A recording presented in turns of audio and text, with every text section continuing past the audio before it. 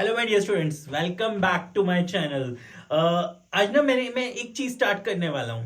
I am very very very happy today कि आप लोग मुझे इतना प्यार दे रहे हैं, सब्सक्राइब कर रहे हैं, मेरी वीडियोस को देख रहे हैं। Thank you very much. I am starting a revolution, a reform today. हम हैं अकाउंट्स वाले। अब हम स्टार्ट करेंगे हम हैं अकाउंट्स वाले सीरीज।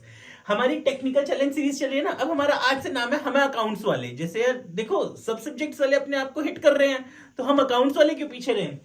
आते हैं टेक्निकल चैलेंज सीरीज चल रही है हमारी, उसका पार्ट अब हम बनाएंगे day 2 part 1। Day 2 part 1 technical challenge super hit questions. ठीक है, स्टार्ट करते हैं हम। Read the following information. सबसे पहले ना, अब मेरे पास बहुत बहुत इंपॉर्टेंट क्वेश्चन है कैश फ्लो स्टेटमेंट का। बच्चों को डर लगता है ना कैश फ्लो स्टेटमेंट से।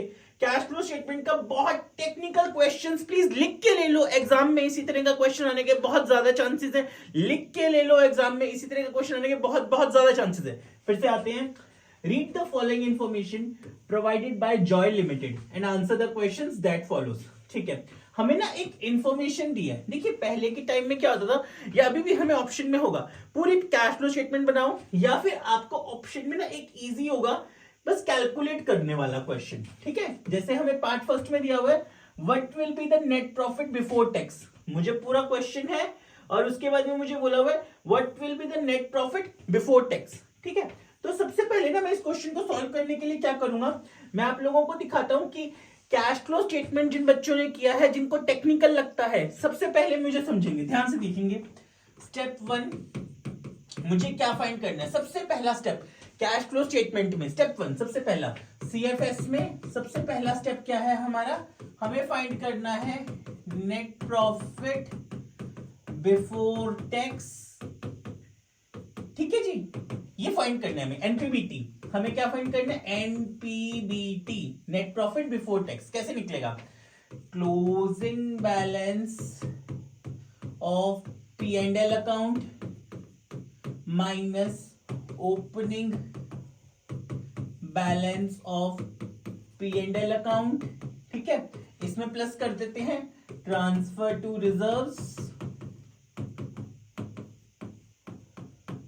ठीक है, प्लस कर देते हैं हमारा प्रपोज्ड डिविडेंड प्रीवियस ईयर वाला, प्रपोज्ड डिविडेंड प्रीवियस ईयर वाला, इंटरिम डिविडेंड कुछ हमने पे किया हो। ठीक है, इंटरिम डिविडेंड जो हमने पे किया होगा वो, और एक और चीज, कोई भी प्रोविजन फॉर टैक्स है करंट ईयर वाला, प्रोविजन फॉर टैक्स है करंट ईयर वाला। ठीक है जी, अब हमारे पास ये आ गया। हम अब सबसे पहले देखते हैं हमें इंफॉर्मेशन क्या क्या है। फिर से देखते हैं इसको। हमें सबसे पहला क्या निकालना है, सबसे पहला स्टेप मुझे निकालना है net profit before tax. Net profit before tax कैसे आता है sir, closing balance of P and L minus opening balance of P and L, उसमें ऐड करिए ट्रांसफर टू रिजर्व्स, उसमें ऐड करिए प्रपोज्ड डिविडेंड कोई होगा प्रीवियस ईयर का, इंटरिम डिविडेंड करंट ईयर का, और provision for tax for the current year. Provision for tax for the current year, चार चीजें, इंटरिम डिविडेंड, प्रपोज्ड डिविडेंड, अपना प्रोविजन फॉर टैक्स और ट्रांसफर टू रिजर्व्स। इस क्वेश्चन को देखेंगे। ठीक है, इस क्वेश्चन को देखते हैं अपने फॉर्मूले वाइज, और हम सोचते हैं हमारा कैसे बना ये चीज। आइए जी, सबसे पहले हमें closing balance of P and L वगैरह का दिया हुआ इंफॉर्मेशन, हाँ जी दिया हुआ है, ये रहा हमारा क्लोजिंग बैलेंस है 5 लाख का और करंट है 4 लाख का। ठीक है जी, तो हमारे पास आ गया सबसे पहले 5 लाख माइनस 4 लाख, 4 लाख किया हमने, तो हमारे पास closing balance of P and L आ गया, यानी ओपनिंग क्लोजिंग माइनस करके हमारे पास आ गया 1 लाख का। ठीक है, फिर इसमें हम ऐड कर देते हैं provision for tax current year वाला, प्रोविजन फॉर टैक्स ऐड कर देते हैं करंट ईयर वाला। चलिए ये भी कर दिया हमने। अब उसके बाद मुझे चाहिए इंटरिम डिविडेंड ऐड करना है। कहीं ना कहीं एडजस्टमेंट्स में, इंटरिम डिविडेंड प्रपोज्ड डिविडेंड के पॉइंट्स ना एडजस्टमेंट्स में होते हैं। ये रहा dividend paid during the year, dividend paid during the year, साल के बीच में कोई डिविडेंड पे किया तो इंटरिम डिविडेंड है, तो प्लस इसको भी ऐड कर देते हैं। प्रपोज डिविडेंड है कोई, हाँ डिविडेंड प्रपोज्ड ऑफ 50,000, पिछले साल का डिविडेंड, यानी प्रपोज डिविडेंड पिछले साल वाला, ये भी ऐड कर देते हैं हम, प्लस 50,000। इसके बाद देखते हैं कोई ट्रांसफर टू रिजर्व्स का पॉइंट है क्या, कहीं रिजर्व लिखा है, जनरल रिजर्व लिखा है, या डिबेंचर रिडेम्पशन रिजर्व लिखा है, कोई रिजर्व लिखा है, नहीं है, रिजर्व का कोई पॉइंट नहीं है। चलिए जी, इसको टोटल करते हैं हम एक बार। 1,00,000 प्लस 2,00,000 प्लस 26,000। अच्छा, एक छोटा सा पॉइंट, हाँ एक पॉइंट रह गया, यहां मेरी नजर पड़ी डिविडेंड पेबल पे। तो मैंने जब यहां पे किया ना डिविडेंड पेबल, अभी मुझे क्या करना है, इंटरिम डिविडेंड जो मैंने पे कर दिया, पर मुझे ये अनक्लेम डिविडेंड है, अभी ये भी पे करना है, तो मैं इसीलिए यहां पे डिविडेंड पेबल है उसको भी ऐड कर दूंगा। इंटरिम डिविडेंड जो मैंने पे किया है during the year, plus dividend payable जो मुझे अभी और डिविडेंड पे करना है, मैं उसको भी ऐड कर दूंगा। ठीक है, तो अब मैं देखूंगा मेरा क्या पॉइंट बनेगा, प्लस 2,00,000 प्लस 26 प्लस 4 प्लस 50,000। ठीक है, करेक्ट ऑप्शन आ गया 3,80,000। फिर से एक पॉइंट, अगर आपको कभी भी डिविडेंड पेबल ये दिया हो, डिविडेंड पेबल, तो इसको भी आप net profit before tax and calculate करते टाइम ऐड बैक कर दीजिएगा। अगर आपको ये दिया हो तो आप इसको भी net profit before tax calculate करते टाइम ऐड बैक कर दीजिएगा, प्लीज ध्यान से। तो ये आ गया एनपीबीटी, एनपीबीटी यानी कि जो इन्होंने मुझसे फर्स्ट क्वेश्चन में चीज मांगी ना, नेट प्रॉफिट बिफोर टैक्स, मैंने निकाल दिया, स्टेप 1 मेरा हो गया। ठीक है, इसको सही कर लेते हैं, एनपीबीटी हो गया। अब हम आते हैं सेकंड चीज पे। देखिए प्लीज ध्यान से, मुझसे कैश फ्लो स्टेटमेंट में पूरा ये और में है क्वेश्चन मेरे पास, तो इसमें मैं और वाला पार्ट कर रहा हूं। जो ये है क्वेश्चन, इस तरह से कैलकुलेशन करने वाले क्वेश्चन भी आएंगे हमें, तो मैं आप लोगों को बार बार पेपर वाले ही सुपर हिट क्वेश्चन करा रहा हूं जो पेपर में आने के सुपर चांसेस हैं। आईएफएससी अकाउंट्स बोर्ड 17 मार्च हमारे दिन में पेपर आने के पूरे चांसेस हैं। चलिए, अब अगला इन्होंने मुझे क्वेश्चन पूछा है, how many bonus shares have been issued by the company to its share holders. ठीक है, how many bonus shares have been issued by the company to the share holders. ठीक है, अब देखते हैं। देखिए इसमें एक ना पॉइंट है, एडजस्टमेंट है। ठीक है, issued bonus shares to the share holders at the beginning of the year in the ratio of 1:4 by capitalising the securities premium reserve. देखिए एक सिंपल सी चीज, बोनस शेयर्स का मतलब है हमारे पास कोई इनफ्लो नहीं होगा। इनफ्लो नहीं होगा मतलब रियलिटी में जब हम शेयर्स इश्यू करेंगे तो हमारे पास कस्टमर से कोई पैसे नहीं आएंगे उसमें। ठीक है जी, तो अब इन्होंने क्या बोला, पर सिक्योरिटीज प्रीमियम रिजर्व को हम कैपिटलाइज कर रहे हैं, सिक्योरिटीज प्रीमियम रिजर्व को हम कैपिटलाइज कर रहे हैं। हमारे पास सिक्योरिटीज प्रीमियम रिजर्व था 4,00,000 का, हमारे पास सिक्योरिटीज प्रीमियम रिजर्व था 4,00,000 का। ठीक है जी, तो यहां देखते हैं हमारे पास एसपीआर बना हुआ है 4,00,000 का, इसको कर लेते हैं 4,00,000 का। ठीक है जी, एसपीआर है हमारे पास 4,00,000 का बना हुआ, 4,00,000 का, जिसमें से मेरा एक पॉइंट है, ध्यान रखिएगा, मैंने एडजस्टमेंट है नोट करी हुई। अब यहां पे आते हैं, मैंने एक ना अंडरराइटिंग कमीशन दे दी, मैंने अंडरराइटिंग कमीशन दे दी 25,000 की। तो 4,00,000 के एसपीआर में से मैंने 25,000 यूटिलाइज कर लिया, मतलब मेरे पास अब एसपीआर बचा है 3,75,000 का। फिर से देखते हैं, मेरे पास एसपीआर था 4,00,000 का, पर जिसमें से 25,000 का मैंने यूटिलाइज कर लिया, अंडरराइटिंग कमीशन वगैरह दे दी, तो अब मेरे पास एसपीआर बचा है 3,75,000 का। ठीक है जी, तो 3,75,000 एक शेयर कितने का है, फिर से देखिए एक शेयर कितने का है, 10 रुपीज का, तो मतलब 37,500 शेयर्स। इसका answer, how many bonus shares issue किए हैं हमने, इन्होंने हमसे पूछा how many bonus shares have been issued by the company to the share holders, 37,500 shares. कैसे निकाला मैंने, मेरे को एसपीआर दिया हुआ था सबसे पहले 4,00,000 का। ठीक है जी, उसमें से क्या किया मैंने, उसमें से 25,000 का मैंने यूटिलाइज कर लिया। कभी भी आप एसपीआर में से, सिक्योरिटीज प्रीमियम रिजर्व में से कुछ भी अगर अंडरराइटिंग कमीशन वगैरह यूटिलाइज कर लेंगे तो उसको माइनस कर दीजिए, तो आपके पास इतना बच गया। तब आपके पास बचे थे 375,000, जबकि एक शेयर कितने का है हमारा एक इक्विटी शेयर कैपिटल है 10 रुपीज का, तो मैंने उसको माइनस किया, तो 37,500 शेयर आ गए। तो सेकंड क्वेश्चन का आंसर आ गया मेरा 37,500 शेयर्स। इसका आंसर है 37,500।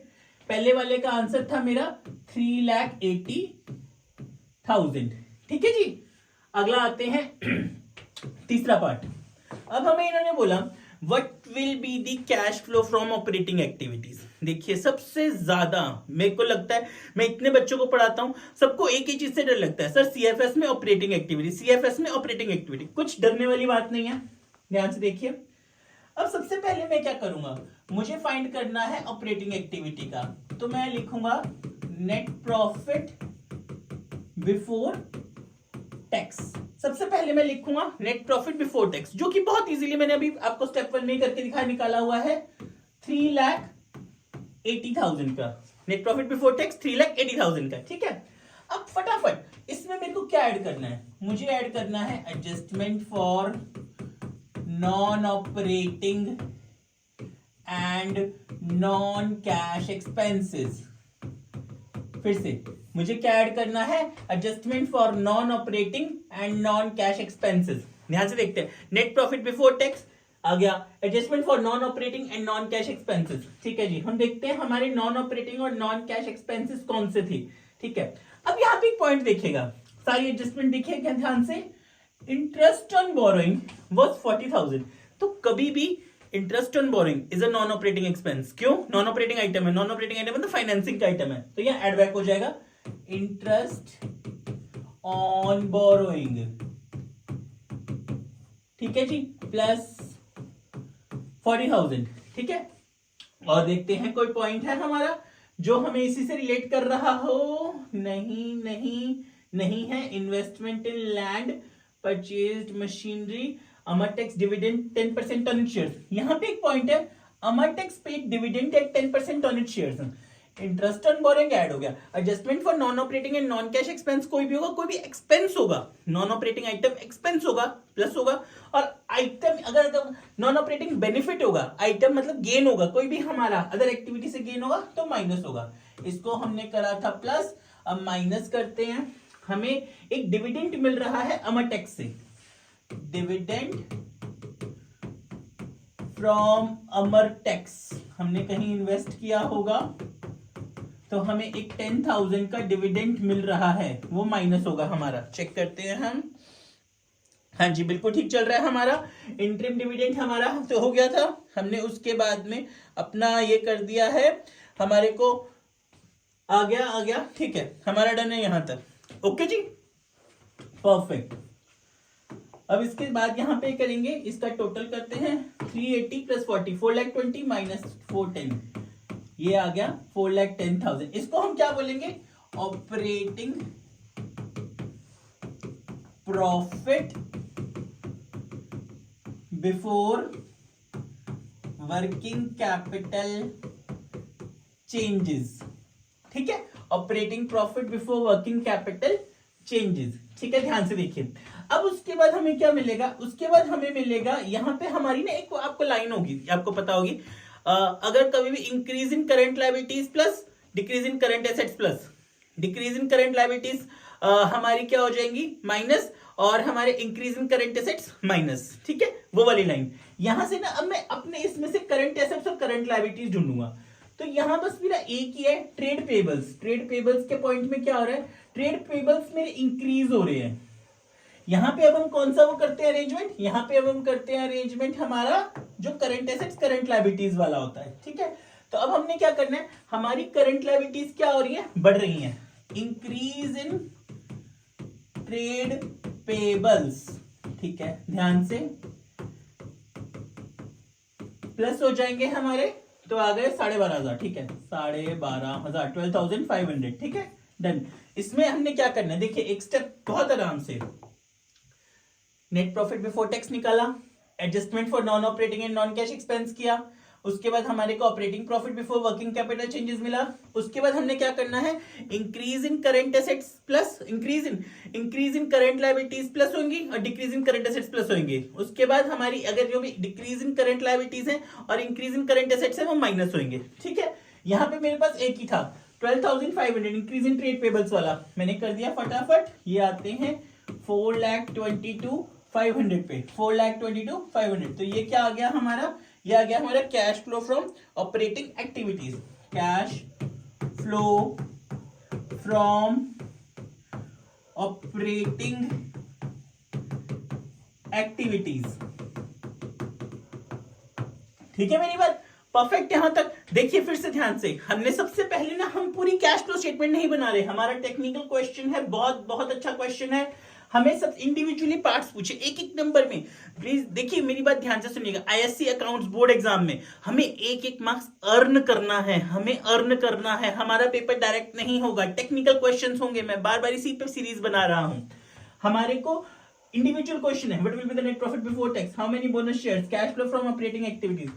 अब मेरे 3 पार्ट्स रह गए हैं, फटाफट में ये 3 पार्ट्स रिवाइज करते हैं, अगले पार्ट में मिलते हैं, इन 3 क्वेश्चंस को ही करेंगे। थैंक यू वेरी मच, फटाफट।